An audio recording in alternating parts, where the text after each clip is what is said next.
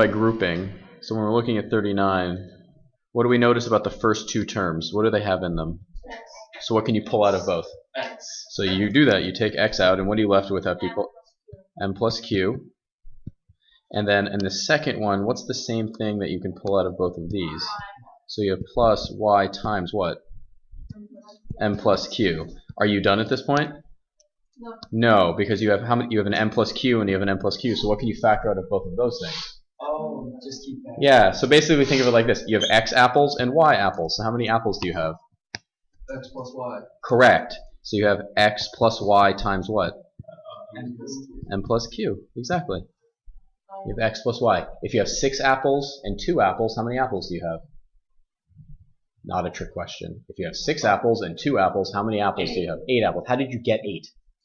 You added 6 plus 2. So think of the m plus q here. You have an apple and you have, oh, I deleted the y, sorry. So you have x of them and y of them. So how many do you have total? X plus y of them. Now you're done. Now you're done. What can I pull out of the first two? Oh, and sorry about that. What can I pull out of the first two? It should come back in a second. What can you pull out of the first two? 1, 2, 3, and is it back? Yes. Yeah. So what can you pull out of both of them? 2. So you have 2 times what? Exactly. And then what do you have here? J times what? And the nice thing is you have k plus h in both of them. So what does this turn into, Chris? 2 plus y. Oh, it's a j, not a y. Thank you. That's my typo. Thank you. 2 plus j times what? K plus h. Yep. Now you're done. Excellent. So how many terms do you have here total? You have 3 of them. You have 1 of them, 2 of them, and 3 of them. And is there something that you can find? What did you were taught to find something yesterday, though? What? The greatest common factor, the GCF, the greatest common factor. So what could you pull out first? What's one thing you could pull out? You could pull out a 2. You can get better than that. You can pull out not just 2. You can pull out 4. Oh, wait, no, there's a 6. I'm sorry. Well, you couldn't. It becomes a fraction. I'm sorry. So you pull out a 2. But then what else can you pull out? A plus 2b to the what? Squared. Exactly. What are you left with after you pull it out of the first one? 3 times what? Oh, just 3, right? It's just 3 of them. Minus what? 2 times a plus 2b. Why is there an a plus 2b there? The minus goes there. Because it was what power was right here? There's a 3 and we only pulled out how many? 2 of them. And then plus what? 3 times, oh, 6. I can't do multiplication. 6, yep. 6 times what? 2b squared. Nice. Cool. So you factored out the GCF. Now you might ask, David, what question have you asked already in this class might you ask right now? When are you finished? Exactly, like when are you finished? At this point, this is as far as I'd ask you to go right now, because this is just the beginning of factoring, like factor out the GCF. Let me be examining today. We'll be examining, could we go any further with things like this? Could we, and the answer is probably. But the idea is right now, it's just asking you to take out the GCF. That's it, just the GCF. And it's grouping is the kind of thing that's really useful when you know that it's applicable. Are you always going to be able to use grouping when you're factoring? No. It's really only useful in really specific circumstances. But in this case, you have to think to yourself, okay, is it arranged correctly? Which is, I like what you figured out.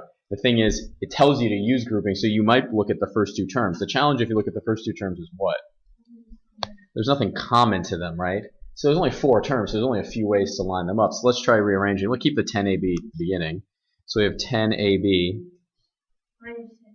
minus 6b maybe, like this. Minus 21 plus 35a. So all we did was rearrange. All we did was rearrange. It's minus 6b, still minus 21. Now, what's the what can we pull out of both of these? You could pull out 2b. If you pull out 2b, you end up with 5 what? Minus 3. And what can you pull out of those 2 right there? You pull out what? 7. You have to be really careful because it's a minus 21. So do you want to pull out 7 or negative 7? Which one? You can do it either way. You want to do 7 or minus 7? Let's try 7. If we pull out 7, it's going to be plus 7 times what? negative 3 plus what? 5a. Is that actually what we want? Can someone tell me why why is that what we want, Sarah? Because Sarah.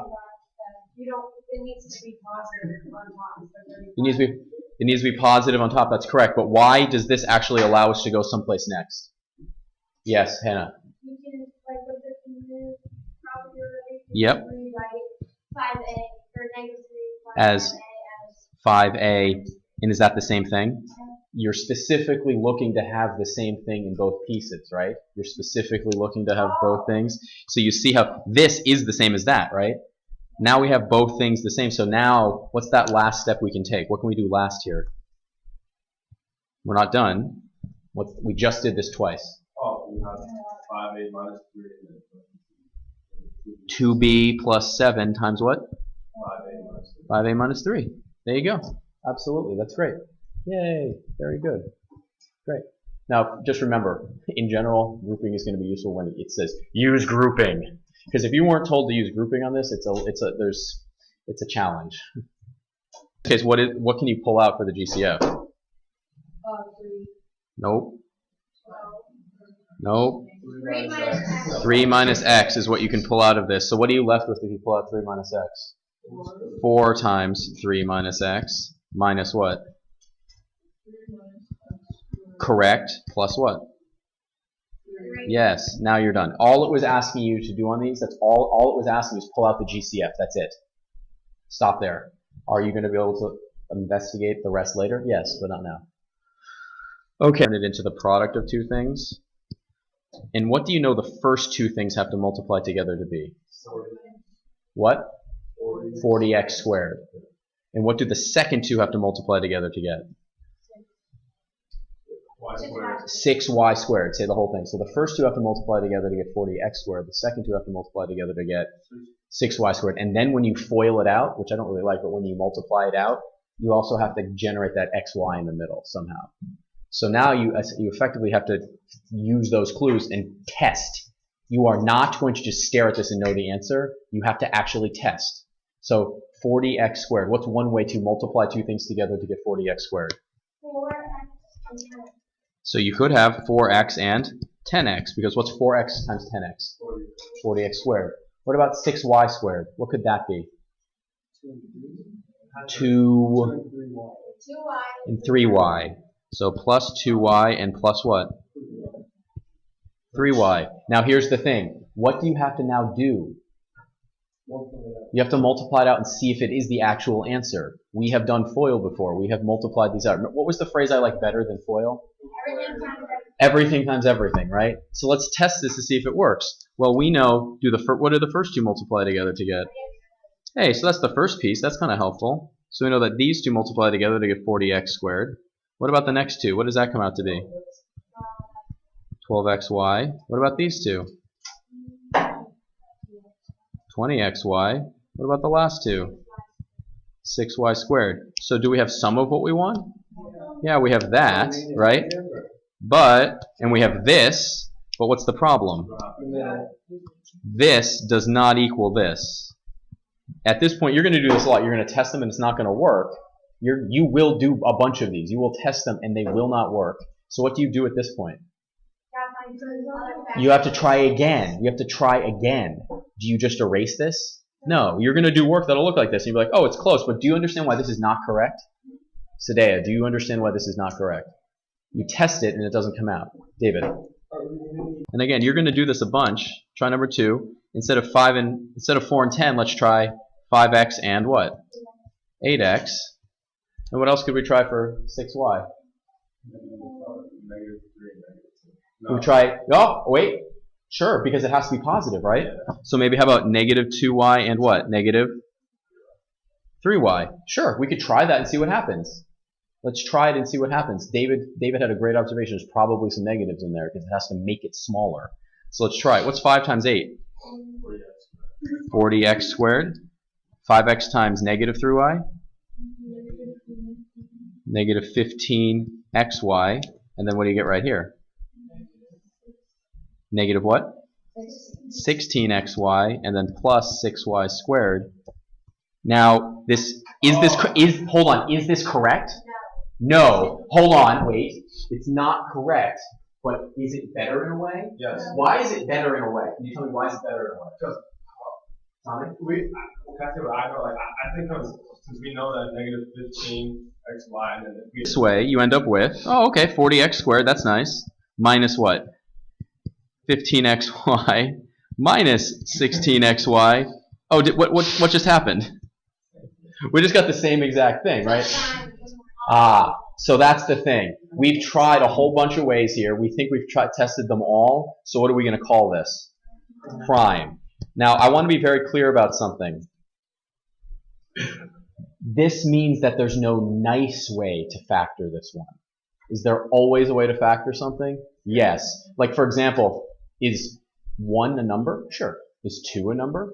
Sure. Is 1.5 a number? Is 17 a number? Is the square root of 17 a number? Yes, they're all numbers. They're all numbers. They are all numbers. But are some of them nicer than others? Yes. So in this case, this one is prime. Okay, everybody stand up. What's the key difference about this one right here? The 12. In your pairs, try factoring this one right now. Just try it and see what you can come up with. A lot of people started with 6 and 2.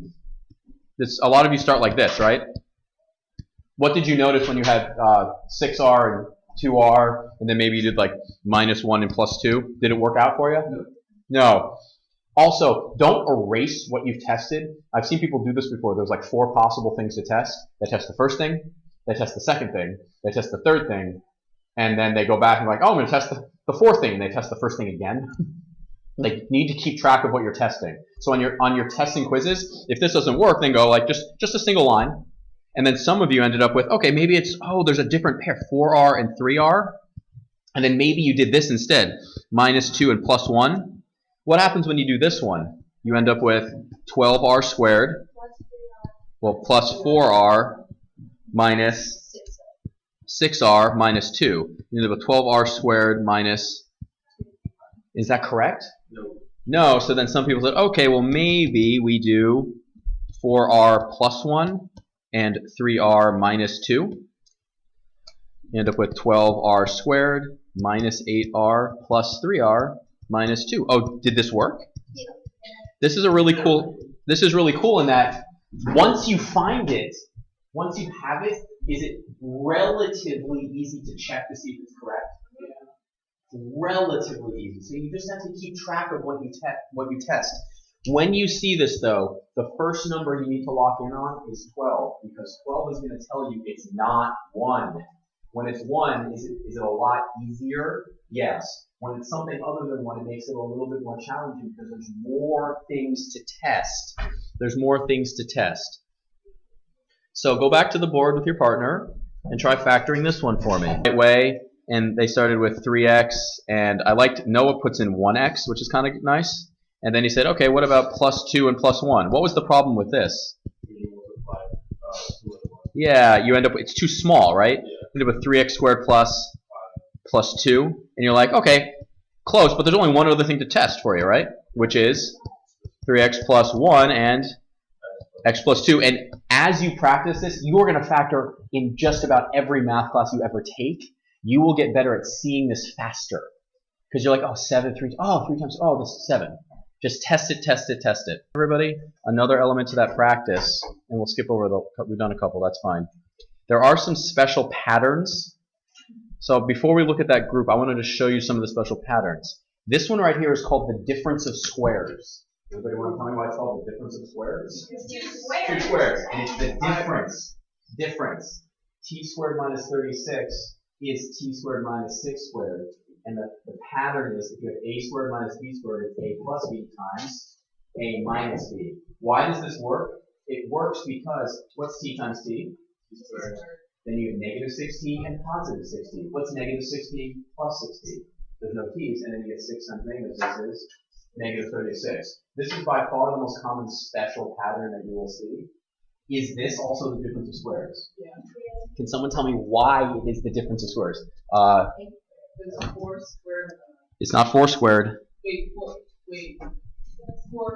I'm trying to say something. Yep. Can someone help her? Times 8 is 16. So that's 8. 4 squared plus 4 Nope. Can someone tell me what 2a squared? So what does this factor into? Can someone tell me what this factors into based on that pattern?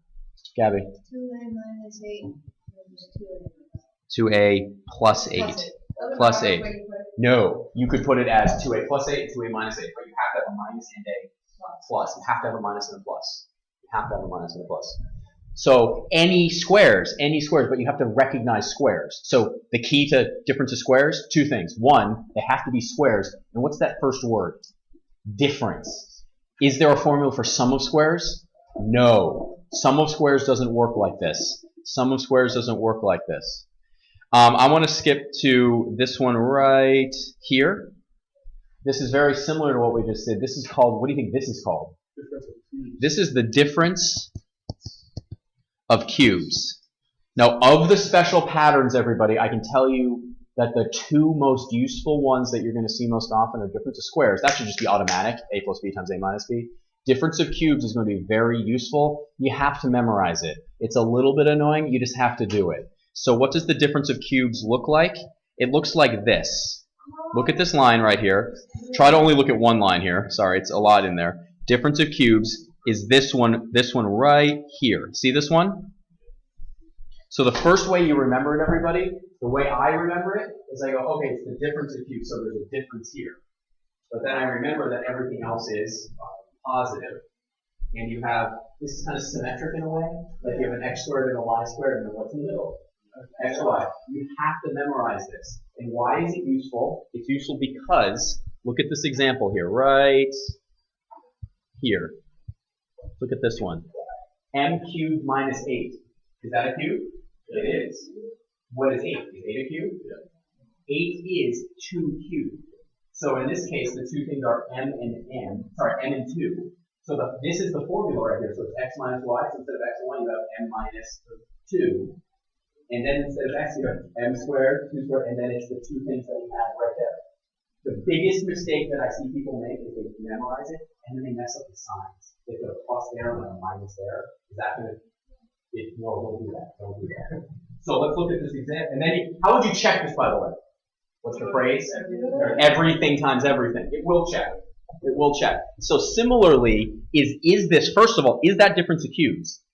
Yeah. How do you know it's the difference of cubes? So it's going to be 3x cubed minus 2y cubed. So what is that going to be? What was the first thing? You took the two terms and what's the first thing? Exactly. So it's going to be 3x minus 2y. And do you remember the symmetry? So it's not x squared, it's going to be? So remember, it's this thing, right? So it's going to be the quantity, 3x squared, right? 3x times 2y, it's squares, plus what? Plus 2y squared. Now, can you clean that up a little bit, everybody? Yeah. You could, but at this point, if you stop right here, I would check, you're done, stop. Because what does this clearly show me you've done? You know the formula, right? You know the formula. So the key thing is it's the difference of the two things, and then it's square, square, symmetry. Are there other patterns that you could use? Yes. These are the two that I need you to make sure you memorize. Are there others that you're going to be asked on your homework? Yes. But really, really make sure you know these two first. Here's the entire chart of the 4 that they ask you to look for. There's something called a perfect square trinomial. So you have x squared and y squared, and then x squared and y squared. So that's what happens when you get x plus y squared and x minus y squared. And then there is also the sum of cubes. Do you see a sum of squares up here? No, there is no sum of squares. Is there a sum of cubes? Yeah. Now the thing about the sum of cubes is it really similar to the difference of cubes? Yes. That's what makes it hard. You just have to switch the minus and pluses. But you have to be really careful about it. But there's a minus there. Where does the minus go? So the way you remember the sum of cubes, you remember this one, and then what's the only thing you changed? Just the first two. Just the first two. It's minus plus plus. Now it's plus minus plus. So it stays plus over here, but you see the minus and plus? It's the first 3. The only thing that changes. Only thing that changes. In the first one. In the first one? Yeah. From here, yes. This is different. But x minus y turns into x plus y, and there's a plus that turns into a minus. The same number of pluses and minuses is what I'm saying. It's the same number of them. That will help you. So let's try one. 7. What type of number is that? It's a cube of 3. So it's going to be 3z cubed plus, what's 125? So that's 5 cubed. So in this case, you're going to use this formula. X is what? 3z. And y is what? 5. So all you do is plug in accordingly. So what is this going to factor into? 3z plus 5. That's the first two terms. Times what? 3z squared plus 3z times 5 plus 5 squared. Remember, don't do it out yet. All we've done is apply the formula. It says that x cubed plus y cubed is x plus y times this. In this, what? Oh, there should be a subtraction, yes. See how easy it is? There should be a subtraction right there.